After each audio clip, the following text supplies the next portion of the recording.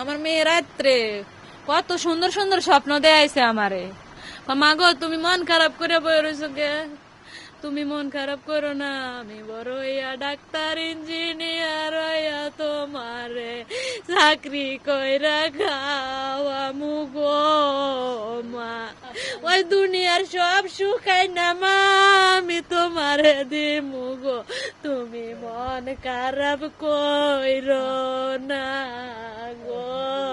ওয়ালে 2-3টা শব্দ শোনা গেছে, ওরা কি যাইতে ওই দিক দিয়া যাইতেছে, তখন ওয়াল পড়ছে তখন খুঁজতেছে, পায় না, কোনো দিকে গেল নাকি পায় না।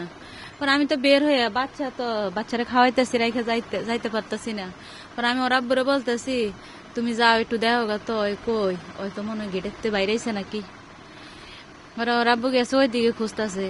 আমি যে গেটটা খুইলা দেখলাম যে ওয়ালটা পড়ছে, তাহলে তো আমার সোনা তো এই জায়গায় আছে গো, তোমরা ওই দিকে কই খোঁজো? আমার মেয়ে তো কোনো জায়গায় যায় না, কোনো দিকে যায় না। আমার মেয়ে এই জায়গায় আছে গো, আমার মেয়ে শুধু এই জায়গা থেকে ওই জায়গায় একবার যায় একবার আয়, যদিও বাইরে যায়, গেটের বাইরে যায় না।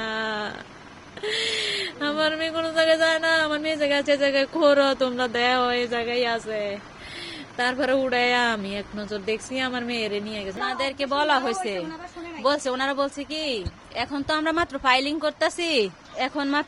করতেছি, যখন উপরের দিকে কাজ হইব তখন সেফটির দরকার, এখন নাকি দরকার নেই। তারপরও বলছে যে সিমেন্টের বস্তাগুলো জানেন এবারে সারিবদ্ধ ভাবে রাখছেন, একটা সিমেন্টের বস্তা যদি একটা বাচ্চার উপরে পড়ে বা আমি গেলাম আমার উপরে পড়ে, তখন একটা দুর্ঘটনা ওনাদের বলা হয়েছে।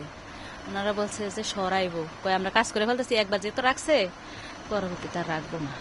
এদেরকে অনেকবার বলা হয়েছে, বাড়ি ধরছে আর কি 2-3 মাস মতো হবে আর কি। এবারে অনেকবার ওনাদের অবজেকশন দেওয়া হয়েছে 3-4 মাসের মধ্যে।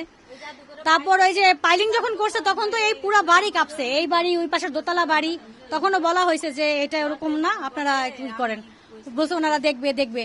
আর এই যে দেওয়ালটা, ওটার উপরে দেখছেন তো বালু পানির ট্যাঙ্কি, তো শুনলেন তো, বলা হওয়ার পরেও ওনারা সরাই নাই, আজকে কালকে করতেছে, পরে এই সেই মানে অজুহাত আছেই। এমনকি পানির যে সুইচ লাইন সেগুলো পর্যন্ত ওনাদের বালি এই যে এই কনস্ট্রাকশনের কাজে বন্ধ হয়ে গেছে। কালকেও নাকি ওনাদের মানে অবজেকশন দেওয়া হয়েছে, কিন্তু ওনারা শুনে নাই। এর মধ্যেই সকালে এত বড় দুর্ঘটনা, এমনকি হওয়ার পরে ওনাদের মানে মিস্ত্রিগুলো এখানে ছিল, তখনও যদি ওনারা বলতো বাচ্চাগুলো পড়ে গেছে, সাথে সাথে কিন্তু এদের উদ্ধার করা যেত, কিন্তু তারা কি করছে, রেখে পালাইছে। মহিলারা নিয়ে তারপর চিল্লাচিল্লির পরে এই যে এই বালু এভাবে সরায়া, তারপরে ইট গুলা সরায়া, এই দেওয়াল সরায়, তারপরে এই বাচ্চা দুইটারে বের করছে। বলতেছে ওয়াল ভাঙিয়ে শোয়াল, দৌড় দিয়ে আমি গেছি, দৌড় দিয়ে যাইতে ওর শালা আর লেবাররা দাঁড়িয়ে রয়েছে, না আমার দেখে মুখটা ছোট করে ফেলছে। তখন আমি দৌড় দিয়ে আসছি, আমার ছেলের খুঁজতে গেছে ফাইন। তখন বউ আমি যাই বলছি কি, এই ওয়ালের নিচে পড়ছে আমার নাতিন, এই ওয়ালের নিচে আমার ছেলে আমার বকে, বাজে কথা বলবে না, বাজে কথা বলবে না।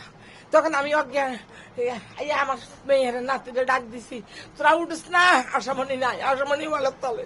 তখন এলাকার মানুষ সব আইসা পড়ছে, আইসা বালু করে, আইকে বালু নিছে না, ও ইটের নিচে, ইটটা আর ওয়ালের লগে যাই পড়ছে ইটের নিচে। তখন আমার ছেলে টান্দি বাইর করছে, ইট বাইর করছে, যারা দেখে চুল এত বড় 8.5 বছর। তখন মাথার মজুকটা বাইর হয়ে গেছে, চোখটা বাইর হয়ে গেছে। তখন আমার ছেলে কান্দ করি কই গেছে, আমি অজ্ঞান, আমি আর বলতে পারবো না এর পরে কি হয়েছে।